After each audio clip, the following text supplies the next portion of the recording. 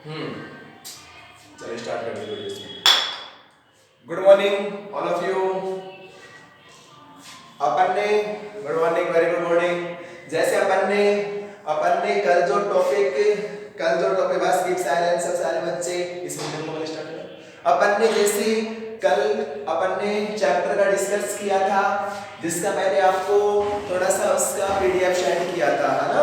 उससे बिल्कुल मत घबराना, क्योंकि इस चैप्टर के फर्स्ट में थोड़ा सा थ्योरेटिकल पार्ट है। थ्योरेटिकल पार्ट के बाद में फिर इसका न्यूमेरिकल पार्ट स्टार्ट हो जाएगा। ओके, तो थ्योरेटिकल पार्ट्स को अपन पहले क्लियर करेंगे, फिर उसके बाद में इसका डेरिवेशन पार्ट उठाएंगे, ठीक है।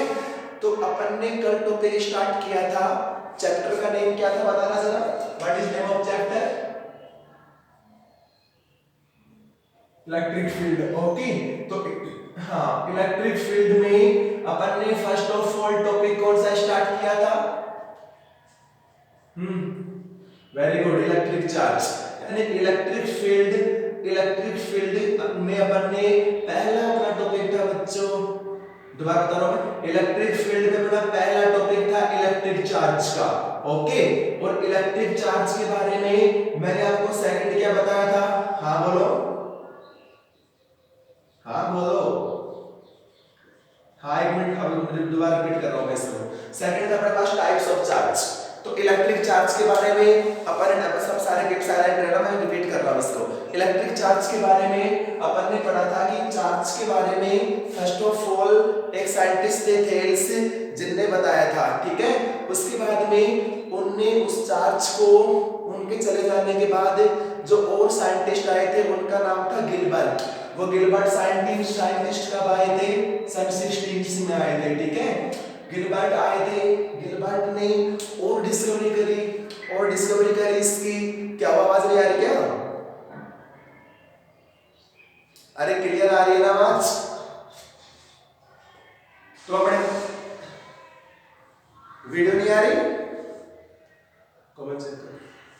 हाँ, तो अपन ने कल डिस्कस किया था कि 16 में गिलबर्ट साइंटिस्ट आए थे। गिलबर्ट साइंटिस्ट ने इसके बारे में और डिटेल से स्टडी करी थी, और उनने ये बताया था कि एम्बर सबस्टेंस के अलावा और भी खूब सारे मैटर होते हैं जो छोटे छोटे पार्टिकल्स को अपनी तरफ अट्रैक्ट करने की कैपेसिटी रखते हैं। वो कौन थे? ग्लास रॉड और एबोनाइट रॉड थे, ठीक है। फिर उसके बाद में उन्होंने नेक्स्ट एक्सपेरिमेंट किया था टाइप्स ऑफ चार्ज के बारे में। तो टाइप्स ऑफ चार्ज में क्या किया था? टाइप्स ऑफ चार्ज में उन्होंने चार्ज का पता लगाया कि first of all positive charge and second कौन सा होता है बच्चों? Negative charge. तो first of all positive and second is negative. अरे माइक ऑफ करो, डिस्टरबेंस आ रहा है। कौन यहाँ की वीडियो नहीं आ रही क्या? मैं यहाँ से देखना इसको। ये तो पूरी आ रही है। माइक ऑफ करो सारे। तो अपन ने ये देखा कि यहाँ पे मेरे पास पॉजिटिव और यहाँ पे मेरे पास नेगेटिव चार्ज थे। तो टू टाइप्स ऑफ चार्ज बने थे, positive charge and negative charge. तो पॉजिटिव चार्ज और नेगेटिव चार्ज बनने के बाद में अपन ने ये देखा कि अगर दोनों चार्ज सेम होंगे तो सेम चार्ज के बीच में रिपल्सन फोर्स क्रिएट होता है, और अगर दोनों चार्ज डिफरेंट होंगे तो डिफरेंट चार्जेस के बीच में अट्रैक्शन फोर्स क्रिएट होता है। तो उन्होंने फर्स्ट एक्सपेरिमेंट क्या किया था? एक उन्होंने ग्लास की रोड लेके उसको सिल्क क्लॉथ से रफ किया और उसको हैंग कर दिया, उसके अंदर चार्ज क्रिएट हो गया था। फिर दूसरी ग्लास की रोड लेके उसने सिल्क क्लॉथ के फिर से उसको फ्रिक्शन किया, और जब उस फर्स्ट ग्लास की रोड के पास लेके गया तो पहली ग्लास की रोड थोड़ा सा दूर हट गई, उनके बीच में रिपल्सन फोर्स क्रिएट हो गया था। ये तो फर्स्ट एक्सपेरिमेंट था। सेकंड एक्सपेरिमेंट में क्या किया? एबोनाइट की रोड ली थी, एबोनाइट की रोड लेके कैट फर ली थी, कैट फर से एबोनाइट की रोड को फ्रिक्शन किया और उसने उसको हैंग कर दिया। उसके बाद में दूसरी एबोनाइट की रोड ली, उनको फ्रिक्शन किया और उसको भी हैंग कर दिया। तो जब फर्स्ट एबोनाइट की रोड के पास दूसरी एबोनाइट की रोड को लेके गए, दोनों चार्ज है, दोनों में फोर्स लगाने की कैपेसिटी है। तो ये फर्स्ट एबोनाइट, अरे हो तो रही यार, यहाँ पे हो रही है, आपको कैसे नहीं हो रही? देख लो वीडियो में यार क्या फिर क्या आपको कैसे नहीं दिख रही? तो अपना फोन चेक करो आप। अच्छा, उसके बाद में अपन ने क्या देखा कि दोनों चार्जेस के बीच में फोर्स क्रिएट हुआ दोनों रोड के बीच में, और फिर से आपकी एबोनाइट की रोड है वो थोड़ा सा सेपरेट होके दूर चली गई। तो इससे रिजल्ट क्या निकला कि जब अपन किसी ग्लास रोड हो चाहे आपके एबोनाइट रोड हो, तो जब अपन उसको फ्रिक्शन करते हैं तो उसके अंदर चार्ज गेन हो जाता है, ठीक है। तो उसके बाद में नेक्स्ट कंक्लूजन क्या था इसका? नेक्स्ट इसका कंक्लूजन ये था कि अपन ने क्या देखा कि जब मैंने ग्लास रोड को अरे माइक ऑफ कर, डिस्टर्बेंस आ रहा है, किसका माइक ऑन है? तो अपन ने क्या देखा कि जब मैंने इस ऑफ करा इसको, जब मैंने ग्लास रोड को मैंने उसको रफ किया, किससे उसको फ्रिक्शन किया ग्लास रोड को? सिल्क क्लॉथ से। तो सिल्क क्लॉथ से फ्रिक्शन करने के बाद में उसमें एक चार्ज गेन हो गया, this charge is positive charge. कौन सा चार्ज गेन किया इसने? पॉजिटिव चार्ज गेन किया। तो पॉजिटिव चार्ज गेन करने के बाद में जब मैंने सिल्क क्लॉथ के रफ किया तो श्योर यहाँ पे ये भी कैसा चार्ज आया, इसके पास कौन सा चार्ज आया होगा? नेगेटिव चार्ज आया। नेक्स्ट टॉपिक में आएगा ये कि इसके पास पॉजिटिव चार्ज कैसे आया और इसके पास नेगेटिव चार्ज कैसे आया। तो अपन ने वहां पे चार्जेस की दो प्रॉपर्टी स्टडी करी थी अपन ने, एक तो सिल्क क्लॉथ की वाली जिसको अपन ने ग्लास रोड से फ्रिक्शन किया था, और दूसरा मेरे पास थी एबोनाइट रोड। एबोनाइट रोड को मैंने किससे फ्रिक्शन किया था? कैटफर से फ्रिक्शन किया था ना, तो इसके पास कौन सा चार्ज आया था? नेगेटिव चार्ज आया था। तो ग्लास रोड ने तो पॉजिटिव चार्ज गेन किया एंड एबोनाइट रोड ने नेगेटिव चार्ज गेन किया। तो वहां से अब इनका नाम पॉजिटिव एंड नेगेटिव क्यों रखा गया? इनका नाम और दूसरा क्यों नहीं रखा? इनका नाम रामलाल श्यामलाल कुछ भी अपन एक्स वाई जेड कुछ भी रख सकते थे, बट यहाँ पे यही तो कॉन्सेप्ट है फिजिक्स का कि इनका नाम पॉजिटिव और नेगेटिव क्यों रखा गया। ये एक मैथमेटिकल कांसेप्ट आ गया ना, this one plus and this one minus. तो अपन मैथमेटिक्स के अंदर पढ़ते हैं कि अलजेब्रिक सम क्या होता है। अलजेब्रिक सम ये होता है कि अगर मेरे पास +5 है और एक -5 है, दोनों को मैंने ऐड किया तो ऐड करने पर रिजल्ट कितना आया इसका? कितना रिजल्ट आया इसका? 0। हाँ, 0 रिजल्ट आया ना। अपन ने क्या देखा कि दोनों चार्ज यानी दोनों क्वांटिटी सेम है, one is positive and second is negative, then net result is 0। तो इससे क्या अपन ने क्या निष्कर्ष निकाला? इससे क्या कंक्लूजन आया? तो इससे कंक्लूजन ये आया कि अपन ये कहते हैं कि every particle are made by atom. हर पार्टिकल एटम से बनता है और एटम के सेंटर में न्यूक्लियस होता है और न्यूक्लियस में प्रोटॉन पर पॉजिटिव चार्ज होता है और इलेक्ट्रॉन कंटिन्यू न्यूक्लियस के अराउंड ऑर्बिट करते हैं, उनके पास नेगेटिव चार्ज होता है। तो अपन क्या कहते हैं कि जो एटम होता है पूरे एटम में जितने प्रोटॉन के पास जितने इलेक्ट्रॉन होंगे, सॉरी प्रोटॉन के पास जितना पॉजिटिव चार्ज होगा उतना ही किसके पास होगा? इलेक्ट्रॉन के पास नेगेटिव चार्ज होगा। तो नेट चार्ज कितना हो जाता है? 0 हो जाता है। इसलिए एटम को अपन न्यूट्रल मानते हैं, ठीक है। तो इससे रिजल्ट ये निकल के आया अपने पास कि अगर मान लो इलेक्ट्रॉन न्यूक्लियस के अराउंड 5 इलेक्ट्रॉन है तो प्रोटॉन भी कितने होंगे न्यूक्लियस के अंदर? 5 ही। दोनों को जोड़ा अपन ने, नेट रिजल्ट कितना आया? 0 आया। तो अपन ने क्लास 10th के अंदर पढ़ा है law of conservation of charge. Law of conservation of charge क्या होता है? चार्ज को ना तो स्टोर किया जाता और ना ही उसको डिस्टोर किया जाता, यानी ना ही उसको नष्ट किया जाता। Only transfer one form to another form. तो चार्ज को अपन ना तो क्रिएट करते और ना उसको अपन डिस्टोर करते, it's only transfer one form to another form. तो ये होता है law of conservation of charge. तो इसमें मैंने आपको ऐसे क्यों बताया? अपन ने ये कहा कि पूरे वर्ल्ड में नेट चार्ज कितना है, तो नेट चार्ज कितना है, शून्य है। कितना है नेट चार्ज, शून्य है। ये शून्य क्यों हुआ, अगर law of conservation of follow होगा तो नेट चार्ज कितना होगा, शून्य। और शून्य का मतलब क्या होगा, जितना पॉजिटिव चार्ज होगा उतना ही क्या होगा बच्चों, नेगेटिव चार्ज होगा। जब भी रिजल्ट क्या आएगा उसका, शून्य चार्ज आएगा। इसीलिए तो कहते हैं, इसलिए मैंने आपको कल बताया था कि इलेक्ट्रिक फोर्स होता है, जो इलेक्ट्रिक फोर्स होता है वो ग्रेविटेशनल फोर्स से बहुत ज्यादा स्ट्रॉन्ग होता है, यानी 10 की पावर 27 टाइम्स स्ट्रॉन्ग होता है, किससे, ग्रेविटेशनल फोर्स से। तो इलेक्ट्रिक फोर्स जो होता है that is very greater than, हाँ बोलो, हाँ क्या हुआ, तेरा फोन को चेक कर ले, ठीक है। तो यहाँ पे ग्रेविटेशनल फोर्स है, तो ग्रेविटेशनल फोर्स अपन ने क्या देखा कि आपका जो 10 की पावर 27 टाइम स्ट्रॉन्ग होता है, कौन सा force, electric force.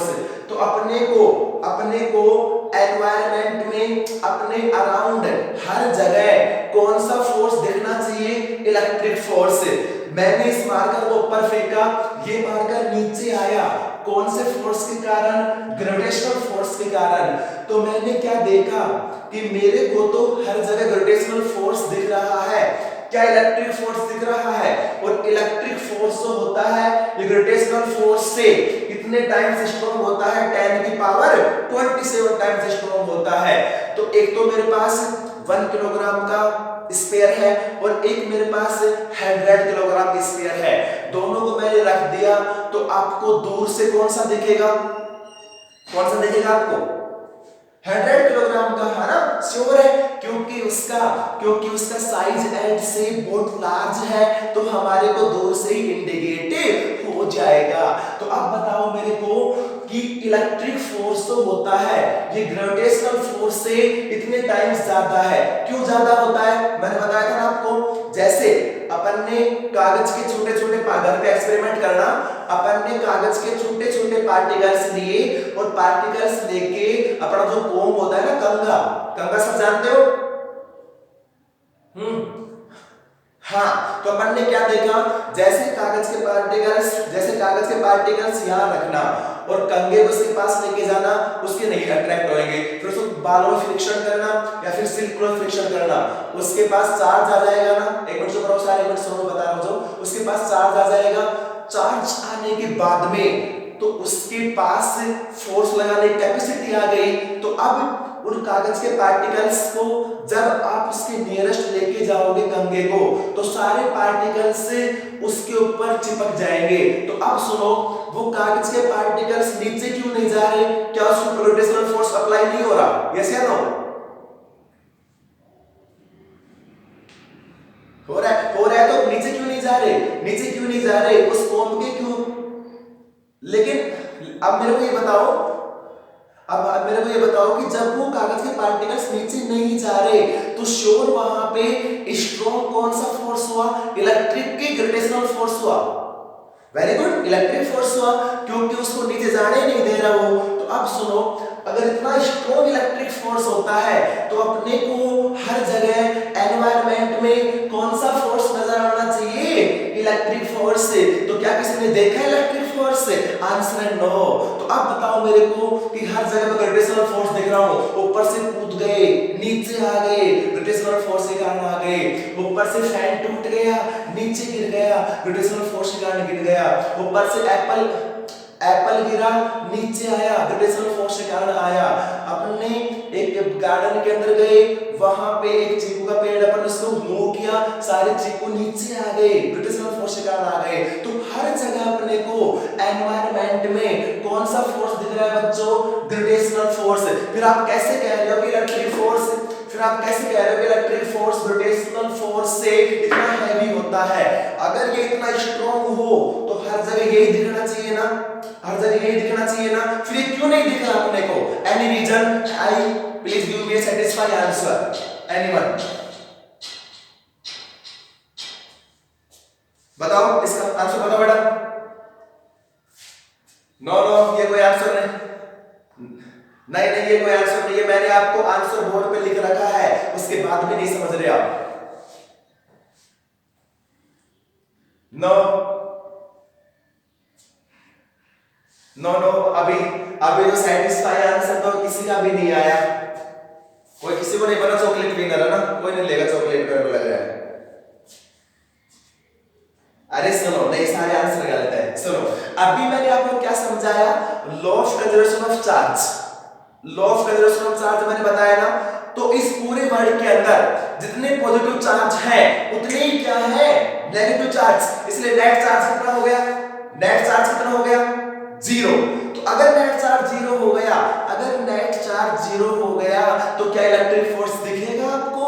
Answer no. Only कौन सा दिखेगा, ग्रेविटेशनल फोर्स। तो आया समझ में, कंसेप्ट इज क्लियर? हाँ, फिर से रिपीट करो मेरे को, जरा ये बताओ ग्रेविटेशनल इलेक्ट्रिक फोर्स क्यों नहीं दिखता, बताना जरा फटाफट। हाँ, 0 क्यों होता है? क्योंकि जितने पॉजिटिव चार्ज है उतने ही क्या है, नेगेटिव चार्ज है। सपोज करो प्लस 1000 पॉजिटिव चार्ज है तो माइनस क्या है, 1000 negative charge, net charge is 0। इसलिए कहते हैं कि law of conservation of charge rule follow होता है। क्लियर? अच्छा, उसके बाद में अब जभी तो उसने किसने, गिलबर्ट ने ये समझाया था पूरा थ्योरी, फिर गिलबर्ट भी चला गया। गिलबर्ट के बाद में एक साइंटिस्ट और आए थे, उनका नाम था बेंजामिन फ्रैंकलिन। क्या नाम था, दोबारा सुनो, बेंजामिन फ्रैंकलिन। अब बताओ। हाँ, ये जैकलिन कौन बोल रहा है, जैकलिन नहीं थी, फ्रैंकलिन। हाँ, तो सुनो, उसका नाम था सन 1750 के अंदर एक साइंटिस्ट आए, उनका नाम था बेंजामिन फ्रैंकलिन। तो बेंजामिन फ्रैंकलिन साहब ने क्या बताया कि चार्ज एक तो होता है पॉजिटिव और दूसरा होता है नेगेटिव। ऐसा ही उसने इसका नाम पॉजिटिव और इसका नाम नेगेटिव क्यों रखा, उसने इसलिए रखा कि ये रूल फॉलो हो जाए। और ये रूल फॉलो कब होगा, जब अपन अलजेब्रिक साइन लेके चलेंगे। Algebraic sign 1 plus and second is minus, जब भी जाके आपका law of conservation of charge follow होगा, वरना फॉलो नहीं होगा।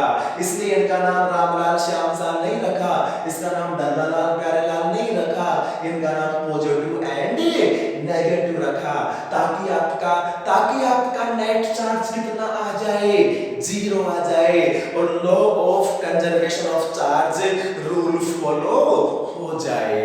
आया समझ यहां तक? सच्ची? अच्छा, उसके बाद सुनो, उसके बाद नेक्स्ट क्या था, नेक्स्ट यहां तक होने के बाद में अब उसमें छोटे-छोटे 2 डेफिनेशन और आएंगी। डेफिनेशन क्या आएंगी वो मैं आपको सेंड कर ही दूंगा। डेफिनेशन क्या आते हैं बच्चों इसके अंदर, एक तो पूछता है रिपल्सन फोर्स, एक होता है अट्रैक्शन फोर्स। तो सेम चार्ज को बोलते हैं लाइक चार्ज। तो अगर मेरे पास 2 सेम चार्ज होंगे तो सेम चार्ज के बीच में कौन सा फोर्स क्रिएट होगा, रिपल्सन की अट्रैक्शन, रिपल्सन। और रिपल्सन के कारण दोनों ऑब्जेक्ट एक दूसरे से सेपरेट होके और दूर चले जाएंगे। और अगर मेरे पास दोनों चार्ज अनचार्ज यानी अनलाइक चार्ज है, अनलाइक चार्ज बोले तो डिफरेंट चार्ज है, तो डिफरेंट चार्ज के बीच में कौन सा फोर्स क्रिएट होता है, आंसर है अट्रैक्शन। और अट्रैक्शन के कारण दोनों एक दूसरे के नियरेस्ट आ जाते हैं। तो रिपल्सन फोर्स तो जब 2 charge are same, then attraction force when 2 charge are different. Okay, तो यहां तक था अपने पास चार्ज के बारे में। और ये जो एक वर्ड और आता है यहाँ पे, polarity of charge. Polarity of charge क्या होता है, ये जो दोनों चार्ज है ना, पॉजिटिव चार्ज और नेगेटिव चार्ज, इन दोनों चार्ज में जो डिफरेंस बताने की जो प्रॉपर्टी होती है उसको बोलते हैं पोलैरिटी ऑफ चार्ज। क्या बोलते हैं उसको, पोलैरिटी ऑफ चार्ज। किसको बोलते हैं, दोबारा सुनो, दोनों चार्जेस के बीच में 1 is plus second is minus, दोनों चार्ज के बीच में जो डिफरेंस बता रही है, जो प्रॉपर्टी होती है, वो प्रॉपर्टी क्या है, जो अपन एक्सपेरिमेंट किए थे उसको क्या बोलते हैं अपन, पोलैरिटी ऑफ चार्ज बोलते हैं। ठीक है, अब उसके बाद में ये आपका सेकंड टॉपिक खत्म हो गया। पहला था आपका चार्ज, सेकंड था टाइप्स ऑफ चार्ज। अब आपका थर्ड टॉपिक आएगा, वो टॉपिक है, एक तो होता है कंडक्टर, एक होता है इंसुलेटर। क्या क्या होता है बच्चों, कंडक्टर और इंसुलेटर। हाँ, कंडक्टर क्या होता है सब जानते हो, बस का कंडक्टर जानते हो ना, क्या करता है बस का कंडक्टर, वो कंडक्टर नहीं है, लेकिन टिकट मत काटना, ठीक है। सुनो, हाँ हाँ बोलो।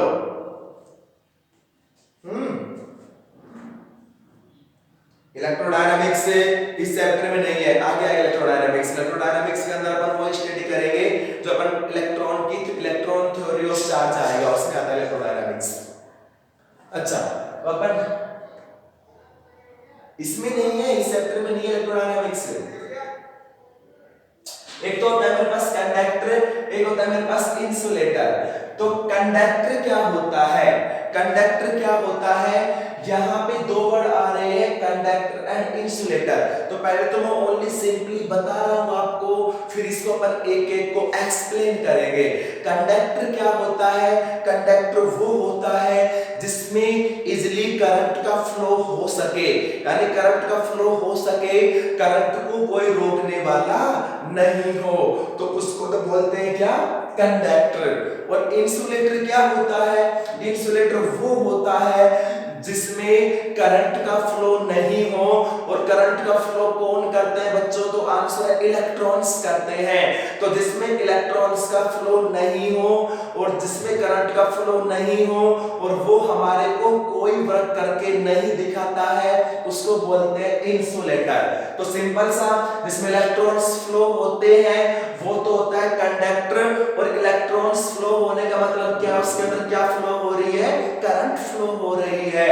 और इंसुलेटर क्या होता है, जिसमें इलेक्ट्रॉन्स फ्लो नहीं होते, और उसके अंदर इलेक्ट्रॉन फ्लो नहीं होंगे तो कोई करंट फ्लो भी नहीं होगी, इसलिए उसका नाम क्या हो गया, इंसुलेटर। अब ये तो हो गई रेक्टिफिकेशन कि यार इसमें करंट फ्लो नहीं होती, इसमें होती है। इसको अपन डीपली में जाना है, अपने को फिजिक्स के डीपली जाना है ना, जितना डीप उतरेंगे, जितनी गहराई में जाएंगे, उतने ज्यादा चीज को अपन क्लियर हो जाएगी अपने, ठीक है। तो यहाँ पे ये कंडक्टर जो होते हैं ये क्या होते हैं, और इंसुलेटर जो होते हैं ये क्या होते हैं। तो सिंपली ये तो समझा दिया मैंने कि कंडक्टर वो होंगे जिसमें करंट फ्लो होती है, जिसमें करंट फ्लो होती है, ओके, और इसमें करंट फ्लो नहीं होती। तो ये इसके अंदर क्यों नहीं होती, इसके अंदर क्यों हो रही है, ये है फिजिक्स का कॉन्सेप्ट कि यहाँ पे आप मेरे से पूछो सर क्यों, ऐसा क्यों हुआ। जैसे एक तो मेरे पास ग्लास की रोड है, कांच की रोड है, और दूसरी मेरे पास आयरन की रोड है, फेरस यानी लोहे की रोड है। दोनों में से मैंने दोनों रोड के पास मास है, दोनों के पास लेंथ है, दोनों के पास थिकनेस है, दोनों का सेम मास है। दोनों रोड को मैंने प्लग में लगाया, और प्लग में लगाने के बाद में स्विच को ऑन किया, तो मेरे को करंट कौन सी रोड में लगेगा, आंसर है आयरन की रोड में। क्यों, ऐसा क्यों हुआ, ऐसा क्यों हुआ कि मेरे को इस ग्लास की रोड में करंट नहीं लगा, ऐसा क्या कॉन्सेप्ट है। तो श्योर वहां पे जो आपकी आयरन की रोड है वो तो किसके जैसा बिहेव कर रही है, कंडक्टर के जैसा, और जो आपकी ग्लास की रोड है वो किसके जैसा बिहेव कर रही है, इंसुलेटर जैसा बिहेव कर रही है। तो कंडक्टर यानी आपकी जो आयरन की रोड थी उसके अंदर इलेक्ट्रॉन्स फ्लो हो रहे हैं, और आपके ग्लास की रोड में इलेक्ट्रॉन फ्लो नहीं हो रहे, तो इसलिए ये कंडक्टर और ये इंसुलेटर। अब ये क्यों हुआ ऐसा कि भाई ऐसा क्यों हुआ कि दोनों के पास मास है और दोनों एटम से मिलकर बनी हुई है, इसमें बहुत सारे एटम है, इसमें बहुत सारे एटम है, तो ऐसा क्या कॉन्सेप्ट है कि इसके अंदर तो करंट फ्लो हो रही है, इसमें इलेक्ट्रॉन बह रही है और इसमें इलेक्ट्रॉन डिटेल से पढ़ाऊंगा यहाँ पे, तो मेरी वीडियो को लास्ट तक देखना ताकि आपको कोई प्रॉब्लम क्रिएट नहीं हो। और जो भी प्रॉब्लम क्रिएट हो आपको, तो मैं YouTube पे जो वीडियो अपलोड कर रहा हूँ उसे कमेंट बॉक्स में आप कमेंट करके मेरे से क्वेश्चन पुट अप से कर सकते हैं। प्लस के मेरे मोबाइल नंबर पे आप शो हो रहे हैं, तो नो डाउट आप कॉल करके आप क्वेश्चन पुट अप से कर सकते हो, ठीक है। तो इधर देखो, उसके बाद में अपने को यहाँ पे ये शो करना है, अपने को यहाँ पे ये शो करना है कि आयरन, एक तो मेरे पास आयरन क्या होती है, मेटल होती है ना, आयरन है, आपका माइका है, दूसरा आपका सिल्वर है, ये सब के सब क्या है मेरे पास मेटल है, एल्युमिनियम है, कॉपर है, फेरस है, ये सब क्या है मेटल्स हैं। तो इनको अपन मेटल बोलेंगे। और नॉन मेटल कौन कौन होता है, आपका ग्लास है, आपका रबर है, आपका पेपर है, आपका बेकेलाइट है, ये सब क्या है नॉन मेटल है।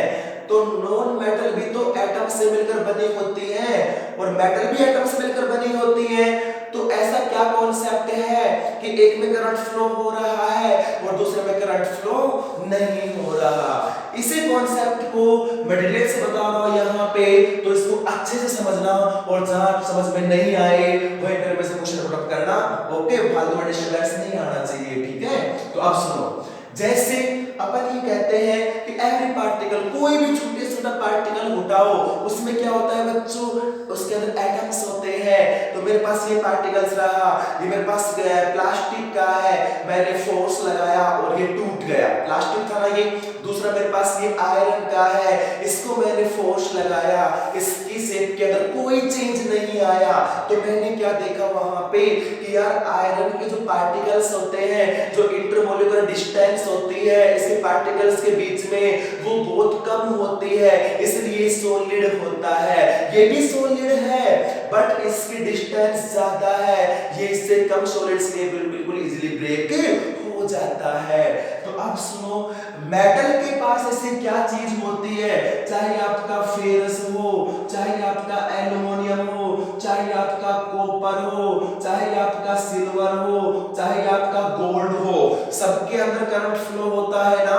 तो ये करंट फ्लो क्यों होता है इनके अंदर, तो श्योर इनके अंदर जो इलेक्ट्रॉन्स होते हैं वो कंटिन्यू फ्लो होते हैं ना, और करंट का काम कौन करता है, इलेक्ट्रॉन से करता है। अब फिर से कॉन्सेप्ट निकल के आ गया कि यार इसके अंदर इलेक्ट्रॉन ही क्यों भगते हैं, प्रोटॉन भी तो होते हैं, न्यूट्रॉन भी तो होते हैं, वो क्यों नहीं भगते। यानी इलेक्ट्रॉन को ये अथॉरिटी किसने दी है कि भाई तू ही करंट को लेके तार के अंदर दौड़ने लग जा। तो ऐसा कैसे हुआ, सुनो, अपन ने क्या देखा कि जो एटम होता है, एटम के सेंटर में कौन होता है, न्यूक्लियस, और न्यूक्लियस के इनवर्ड कौन होता है, प्रोटॉन एंड न्यूट्रॉन। प्रोटॉन पर कौन सा चार्ज होता है, पॉजिटिव चार्ज, और न्यूट्रॉन पर जीरो चार्ज होता है। और जो इलेक्ट्रॉन्स होते हैं वो कंटिन्यू न्यूक्लियस के अराउंड अपनी अपनी ऑर्बिट्स के अंदर कंटिन्यू रोटेट करते रहते हैं। तो अब क्या हुआ, मैंने आपसे ये कहा कि ये रूम है, इस रूम में 20 बच्चे इसके अंदर बैठे हुए हैं और मैंने गेट को बंद कर दिया और 3 बच्चे बाहर खड़े हैं। तो अब बताओ मेरे को कि मैं आवाज लगाया कि प्लीज जल्दी बाहर आओ, मैंने प्रोजेक्ट से बाहर खड़े होकर आवाज प्लीज जल्दी बाहर आओ, तो कौन से बच्चे आएंगे, वो 3 बच्चे भाग के चले जाएंगे ना। ये 20 जो बच्चे हैं ये सब इस रूम के अंदर है, ये निकल ही नहीं सकते बाहर। क्यों नहीं निकल सकते, क्योंकि यहाँ से गेट क्लोज है। तो एक तो कॉन्सेप्ट ये हुआ कि इलेक्ट्रॉन्स जब कंटिन्यू मेटल्स में फ्लो होते हैं तो आपका प्रोटॉन होता है और जो न्यूट्रॉन जी तो बेचारे वैसे ही न्यूट्रल हैं, उनका तो कोई लेना देना नहीं, उनको दुनियादार से कोई मतलब नहीं है, क्योंकि उनके ऊपर नेट चार्ज कितना होता है, 0 होता है, वो तो अपने आराम से एक जगह पड़े रहते हैं, ठीक है। लेकिन प्रोटॉन तो है ना, तो अपन ने करंट फ्लो में प्रोटॉन क्यों नहीं भगा। तो अब बताओ मेरे को कि प्रोटॉन क्या इस लेयर से बाहर आउट आएगा, क्या न्यूक्लियस की लेयर से बाहर आ सकता है प्रोटॉन, यस या नो, नो। आपका गेट बंद है, क्या आप बाहर आ सकते हो रूम से, आंसर है नो। तो अब बताओ मेरे को, अब बताओ मेरे को कि फ्री कौन है? फ्री कौन है? इलेक्ट्रॉन। कौन है? इलेक्ट्रॉन। तो अगर किसी को पीटने भगूंगा तो भगेगा कौन? इलेक्ट्रॉन। प्रोटॉन इसके इनवर्ड है, प्रोटॉन नहीं भगेगा। तो एक तो कॉन्सेप्ट ये होता है कि प्रोटॉन जो होता है वो न्यूक्लियस में कैद होता है, वो जेल की तरह रहता है उसके अंदर, और जो इलेक्ट्रॉन्स होते हैं वो बिल्कुल फ्री हैंड चारों तरफ घूमते हैं, बिल्कुल आवारा होते हैं वो। तो भगेगा कौन? इलेक्ट्रॉन ही भगता है। इसलिए चार्ज कैरियर कौन होता है बच्चों? इलेक्ट्रॉन्स होता है। ठीक है, अब इसी में दूसरा कॉन्सेप्ट और है। अगर किसी की ये बात समझ नहीं आई तो दूसरे कॉन्सेप्ट लो, क्योंकि मनुष्य के पास बहुत सारे कॉन्सेप्ट है। ठीक है, तो अब सुनो सेकंड कॉन्सेप्ट क्या है। सेकंड कॉन्सेप्ट ये है इसका कि जैसे प्रोटॉन बहुत स्मॉल पार्टिकल्स है ना, इलेक्ट्रॉन में बहुत स्मॉल पार्टिकल्स है ना, लेकिन कुछ ना कुछ तो मास है ना इनका। मैंने फूंक मारी तो मेरे पास एयर के जो मॉलिक्यूल्स गए उसका भी कुछ ना कुछ मास होगा। तो रेस्ट मास जीरो तो होगा ही नहीं, कुछ ना कुछ मास होगा ना, उसका पॉइंटों में होगा या फिर पावरलेस में होगा। तो अब सुनो, प्रोटॉन का मास जो होता है ये कितना होता है? किसको पता है? मास ऑफ इलेक्ट्रॉन किसको पता है? मैंने क्लास के अंदर बताया आपको। मास ऑफ इलेक्ट्रॉन 9.1 into 10 की पावर -31 किलोग्राम। ये तो किसका होता है? इलेक्ट्रॉन का होता है। एंड मास ऑफ प्रोटॉन होता है 1.67 into 10 की पावर -27 किलोग्राम। अब बताओ मेरे को कि दोनों में से आपका mass of electron and mass of proton, दोनों में से ज्यादा मास किसका है? इलेक्ट्रॉन का है कि प्रोटॉन का है? हाँ, टेल मी।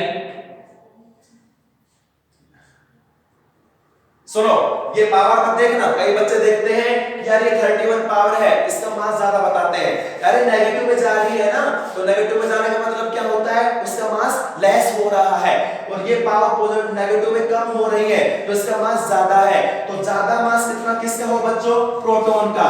और कम मास किसका होगा? इलेक्ट्रॉन का। इसका मास तो बहुत हैवी है, इसका मास कम है। तो अब बताओ मेरे को, मेरे पास दो स्फीयर हैं। एक स्फीयर है मेरे पास 100 ग्राम का, दूसरा है मेरे पास 200 ग्राम का।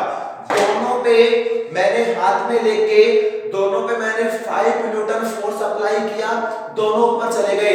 तो दोनों में से ज्यादा डिस्टेंस कौन सा जाएगा? 100 की 200? 100 वाला, क्योंकि 100 वाले का मास कम है ना, 100 वाले का मास कम है ना, श्योर हो ज्यादा डिस्टेंस पे जाएगा। इसलिए जिसका मास कम होता है वो पहले भगेगा या ज्यादा मास वाला पहले भगेगा? जिसका मास कम होता है। तो कम मास किसका होता है? इलेक्ट्रॉन्स का होता है। इसलिए चार्ज कैरियर कौन होता है? इलेक्ट्रॉन्स होते हैं।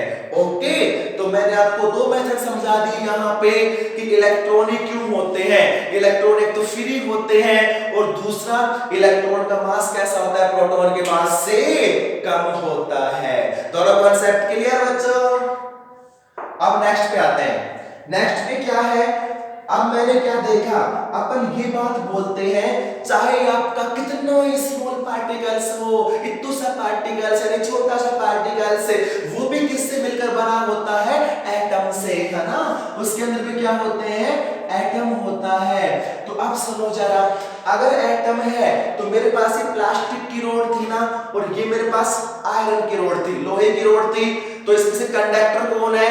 ये है। इंसुलेटर कौन है? ये है। तो इसके पास भी तो एटम है, इसके पास भी तो एटम है, इसके पास भी तो इलेक्ट्रॉन्स हैं। फिर इसके अंदर करंट फ्लो क्यों नहीं हो रहा? यानी इस प्लास्टिक के रोड में करंट फ्लो क्यों नहीं हो रहा? तो फिर से बड़ी प्रॉब्लम क्रिएट हो गई, यार इसके पास इलेक्ट्रॉन तो है, फिर ये करंट को क्यों नहीं फ्लो होने दे रही? तो क्या रीजन है इसका, जरा बताना मेरे को। मैं तो समझाऊंगा, पहले आप बता दो। ये आपके पास प्लास्टिक की रोड है, और दूसरी मेरे पास आयरन की रोड है, यानी मेटल की रोड है। ठीक है, दोनों में से दोनों किसकी बनी हुई है, ये भी इसके पास भी बहुत सारे एटम है, इसके पास भी बहुत सारे एटम है, तो श्योर इसके पास भी इलेक्ट्रॉन है, इसके पास भी इलेक्ट्रॉन है। फिर इसको इंसुलेटर क्यों बोल रहे हैं, इसमें करंट फ्लो नहीं हो रही ना, इसमें करंट फ्लो हो रही है। तो क्या कॉन्सेप्ट है उसका कि इसमें तो इंसुलेटर है तो इलेक्ट्रॉन तो है ना इसके पास, इलेक्ट्रॉन तो है ना इसके पास, फिर वो क्यों करंट फ्लो नहीं हो रही? नो नो, ये कॉन्सेप्ट नहीं है इसका। सुनो मैं बता रहा हूं, चार्ज कैरियर जो होता है, चार्ज कैरियर कौन होता है, चार्ज को ले जाने वाला। चार्ज कैरियर कितने मिनट्स का हो गया, क्या हुआ?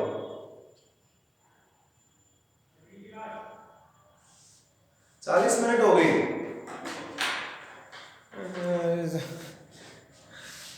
35 मिनट हुई है अभी तो।